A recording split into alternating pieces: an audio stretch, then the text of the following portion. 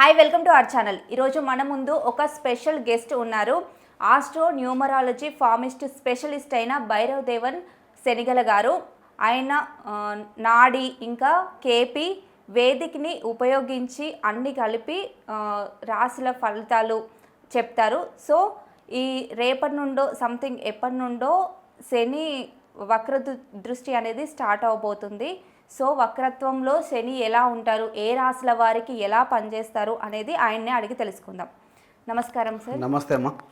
Sir నాకు date idea లేదు. ఈ శని దేవుడు వక్రత్వం వహిస్తారు అని చెప్పేసి ఉంది, సంథింగ్ 13 నుండో ఎప్పటి నుండో.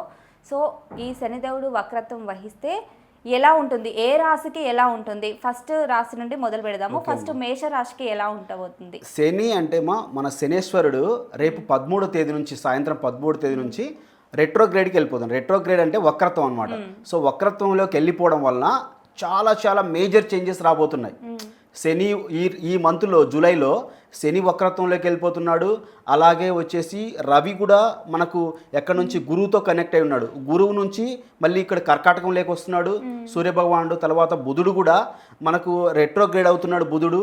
అలాగే కుజుడు కూడా మన కన్యా రాశిలోకి వస్తున్నాడు అనమాట. అంటే ఈ నెల 30వ తేదీన కుజుడు వచ్చేస్తున్నాడు. ఇలా చాలా మార్పులు ఉన్నాయి ఈ జూలై నెలలో. సో బేసిక్గా ఇప్పుడు మనమేం తెలుసుకుందామంటే శనిదేవుడు మనకు వక్రత్వం చెందడం వలన ఏ రాశుల వారికి ఏ విధంగా ఉంటుంది అనేది మీరు అడిగారు.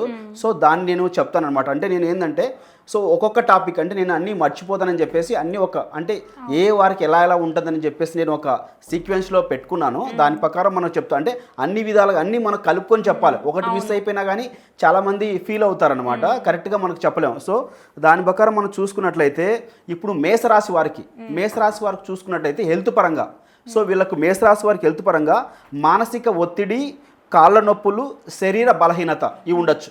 హెల్త్ పరంగా చూసుకుంటే మానసిక ఒత్తిడి, కాళ్ళ నొప్పులు, శరీర బలహీనత ఉండొచ్చు అనమాట. ఫైనాన్షియల్గా చూసుకున్నట్లయితే వీళ్ళకి ఖర్చులు ఎక్కువగా ఉంటాయమ్మా. ఫైనాన్షియల్గా ఈ మేషరాశి వారికి శని వక్రత్వం చెందడం వలన ఫైనాన్షియల్గా ఖర్చులు ఎక్కువగా ఉంటాయి. ఎందుకంటే ఆయన మనకు వ్యయంలో ఉంటాడనమాట. వ్యయంలో ఉండి వక్రిస్తున్నాడు. సో మీనరాశిలో ఆయన యొక్క సొంత రాశి ఉత్తరాషాఢలో 2వ పాదంలో వక్రిస్తున్నాడు అనమాట. సో ఖర్చులు ఎక్కువగా ఉంటాయన్నమాట. పెట్టుబడులు ఏదైనా పెడితే నష్టం వచ్చే ఛాన్సెస్ కూడా ఉన్నాయన్నమాట.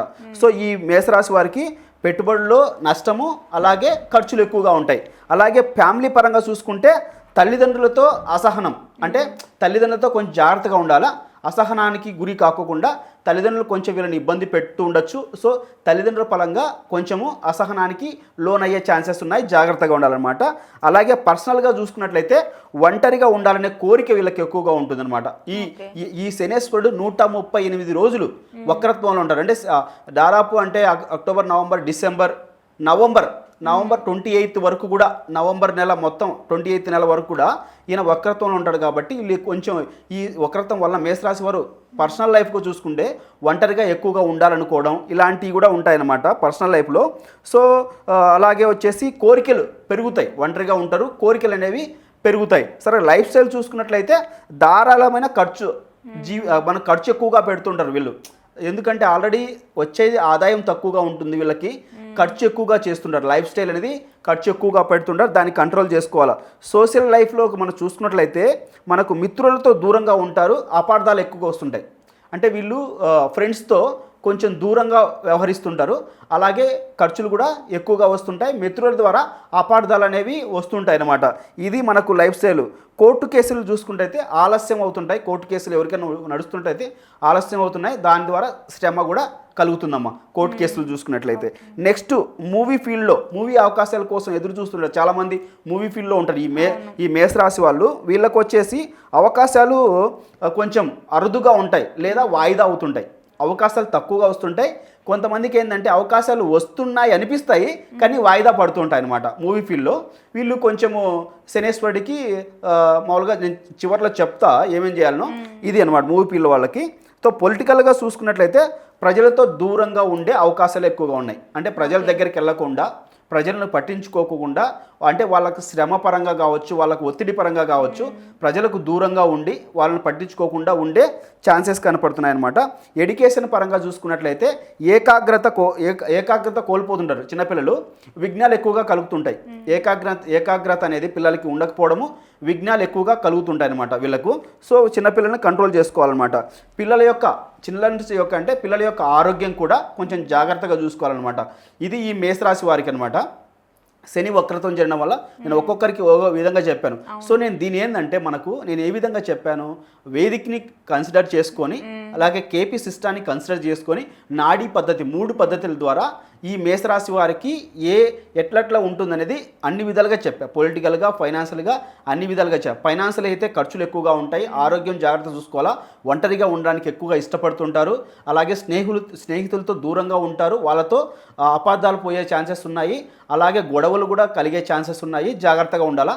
వీళ్ళు పాటించాల్సిన పరిహారాలు ఏంటంటే, ఓం శం శనైశ్చరాయ నమః అనే మంత్రాన్ని ప్రతిరోజు 108 సార్లు పారాయణం చేసుకోవాలి. ప్రతిరోజు 108 సార్లు పారాయణం చేసుకుంటూ, శనివారం పూట కాకులకి దాన ధర్మాలు చేయాలి. కాకులకి మనకి ఎక్కడైనా పార్కులలో కాకులు ఉంటాయి, వాటికి ఫుడ్ పెట్టడం అంటే మనం ఇంట్లో అన్నం వండుకుంటాం కదా, వండుకున్న ఫస్ట్ ముద్ద కాకులకి పెట్టడం లేదా కుక్కలకి పెట్టడం, ఇలా మూగజీవులకి పెడుతూ వస్తున్నట్లయితే వీళ్ళకు ఖచ్చితంగా ఇలాంటివి ఏదైతే సమస్యలు ఉన్నాయో వాటి నుంచి కొంచెం నివృత్తి కలగచ్చు. శనికి సంబంధించి చేసుకుంటే రిలీఫ్ దొరుకుతుంది. ఎట్లా అంటే అమ్మా, ఇప్పుడు కర్మ ఉందమ్మా, కర్మ అనుభవించాలి. ప్రతి ఒక్కరూ తన యొక్క కర్మను అనుభవించాల్సిందే. కాకపోతే ఏంటంటే ఇలాంటివి చేయడం వలన పెద్దది జరగాల్సింది చిన్నది జరుగుతుంది, అంతే తేడా. సపోజు ఏదైనా ఒక పెద్ద యాక్సిడెంట్ జరగాలని ఉందనుకోండి, ఇలాంటివి చేయడం వలన, గుడి చుట్టుకారం తిరగడం వలన, శనేశ్వరుడికి చేయడం వలన, లేకపోతే ఒక మంత్ర జపాన్ని చదవడం వలన ఏమవుతుందంటే అది చిన్నదిగా తగిలేసి వెళ్ళిపోతుంది, పెద్దది కాకుండా. సో కర్మ అనేది అక్కడ ఉంది, బట్ ఏంటంటే అది తగ్గిపోతుంది, అంటే డిస్కౌంట్ వస్తుంది.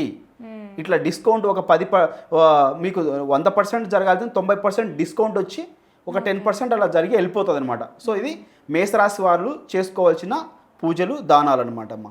అది